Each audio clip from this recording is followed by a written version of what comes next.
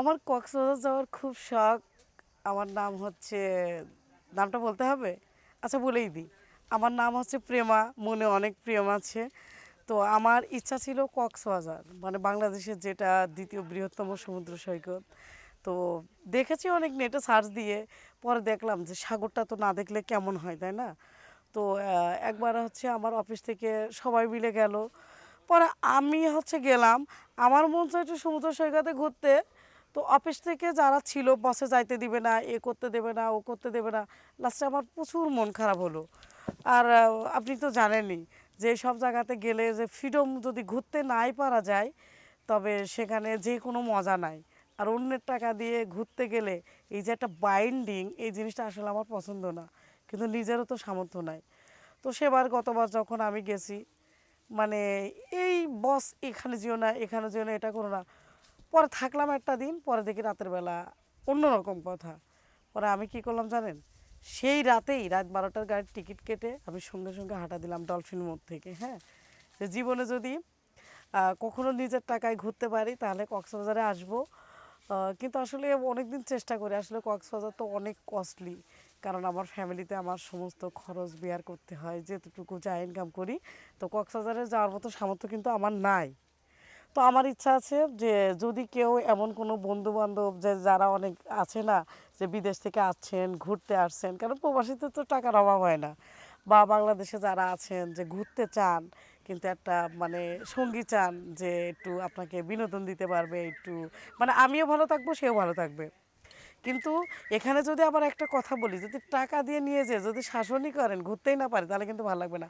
আমার মন চায় একটু ফ্রিডমলি ঘুরবো, একটু পানিতে গোসল করব, একটু হাওয়া খাবো, একটু সবাইকে দেখবো, একটু ফুচকা খাবো, একটু ঝাল খাবো, এটা খাবো, মানে একটু ছুটাছুটি দৌড়াদৌড়ি।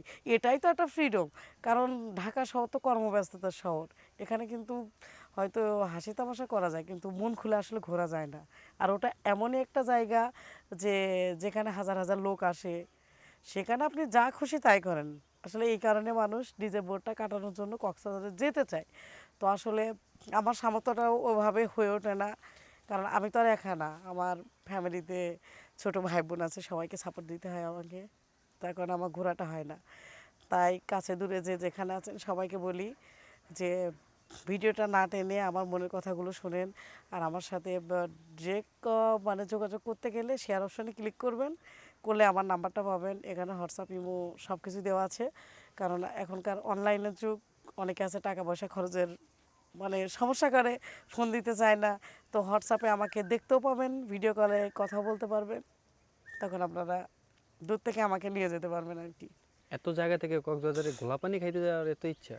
ভাইয়া, যেহেতু বাংলাদেশের মানে বিশ্বের দ্বিতীয় মহৎ কি দ্বিতীয়তম বৃহত্তম সমুদ্র সৈকত হচ্ছে কক্সবাজার। তো এখানে যাবো না তো কোথায় যাব বলেন? একবার গেছি, দেখে মনে হয় যে আসমান থেকে মনে হয় পানি পড়তেছে, বুঝছেন? আমি তো ভাবি আল্লাহ এই কান্ট্রি এখান থেকে, মানে ওই দিন আর আমি ওইভাবে দেখতে পারি নাই। হ্যাঁ, এজন্য আমার দেখার খুব শখ। তাই? হ্যাঁ। তো এখন যে যেতে চাচ্ছেন, হ্যাঁ, যেতে চাচ্ছি তো। তো কি বয়ফ্রেন্ড নিয়ে যাবেন না কি বন্ধু হিসাবে যাবেন না? হ্যাঁ, বয়ফ্রেন্ডে যেতে পারি যদি বয়ফ্রেন্ডের মাইন্ডটা বিগ মাইন্ডের হয়। যদি মনে করে যে না এখানে ঘুরতে এসেছি, ওরা অনেকে কী করে যে আমার টাকায় ঘুরতে এসেছে আর একটা ছেলের দিকে তাকাবে, এটা করবে ওটা করবে, ওরা মন খুলে ঘুরতে দেয় না ভাইয়া। এজন্য চাই যেটা বয়ফ্রেন্ডই হোক বা বন্ধু হোক, যারা ঘোরার উদ্দেশ্য মানে জাস্ট এনজয়ের উদ্দেশ্য যাব ওখানে, যে সবাই সেও ঘুরলো আমিও ঘুরলাম বেড়ালাম, দিন শেষে সবাই একসাথেই তো হলাম। তাই? তাই নাকি? হ্যাঁ। কি করবেন ওখানে গিয়ে? ওখানে গিয়ে কি করব, একটু মানে ঘোরাঘুরি করব, পানিতে একটু লাফালাফি করব, একটু সেলফি তুলবো, একটু স্পিড বোর্ডে যাব, একটু সবার সাথে কথা বলবো, এই আর কি, জাস্ট অন টাইম গিয়ে। আপনি কি জানেন কক্সবাজারের সমুদ্রের পানিতে লবণাক্ত? সমুদ্রের পানি লবণাক্ত, ওখানে তো বালু তো ভরা। ভালো হোক, কিন্তু শরীরে লবণাক্ত পানিটা যদি কোনো কাটাচারা জায়গায় যদি কোনো জায়গায় লাগে তাহলে কিরকম লাগবে? ও মাই গড, আমার শরীরে এটা নাই ভাইয়া। কাটাছিরা কোনো কিছু নাই? হ্যাঁ, সত্যি? কাটা ছিঁড়া থাকতে পারে, কিন্তু সেটা তো প্রোটেকশন আছে। প্রোটেকশন আছে? হুম, তাই? থাকবে। হুম। আচ্ছা আপু, আপনার সাথে যোগাযোগ কিভাবে করবো বলছিলেন? আমার সাথে যোগাযোগ করতে হলে শেয়ার অপশনে ক্লিক করলে আমার নাম্বারটা পেয়ে যাবেন। আর শুধু দর্শক ভাই ও বোনেরা সবাইকে বলি, যদি আমার ভিডিওটা ভালো লাগে তাহলে বেশি বেশি লাইক কমেন্ট শেয়ার করবেন, যাতে আমার মনোবাসনাটা পূর্ণ হয়। আমি যেন বছরে বছরে না, মাসে মাসে কক্সবাজার যেতে পারি ছুটিতে। মাসে মাসে যাওয়ার ইচ্ছা? হ্যাঁ, যদি কেউ নিতে চায় আমি অবশ্যই যাব। মাসে মাসে কেন, আপনি লাগলে দৈনিকই যান। দৈনিক গেলে কি হবে ভাইয়া? তাহলে ওখানে একটা ঘর বানাই নিব, সমস্যা কি? হ্যাঁ, তো ঘরটা বানাই সমুদ্রের তীরে একটা ঘর বানাই নিব।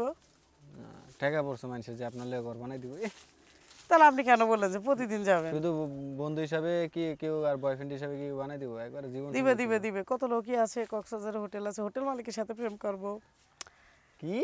লাস্টে যদি কেউ কক্সবাজার নাই নিয়ে যায়, তো ওখানে হোটেল মালিক আছে, একবার যদি কক্সবাজার ঢুকতেই পারি, তো হোটেল মালিকের সাথে প্রেম করে ওখানে বলবো যে ডার্লিং আমার একটা হোটেল রুম বুকিং দিলেই মনে করো খরচা দিলে আমি যাবো চলে ফ্রিলি ঘুরবো। হোটেল মালিক তো রুমে নিয়ে কাম সাইরা দিব তখন। ওমা ওটা তাই পরের কথা, ওটা নাই নাই বলি, না, সে তো আমার বন্ধুই হবে তাই না? বন্ধু হবে ঠিক আছে, উনি কাম সারবেন না আপনি কাম সাইরা দিবেন?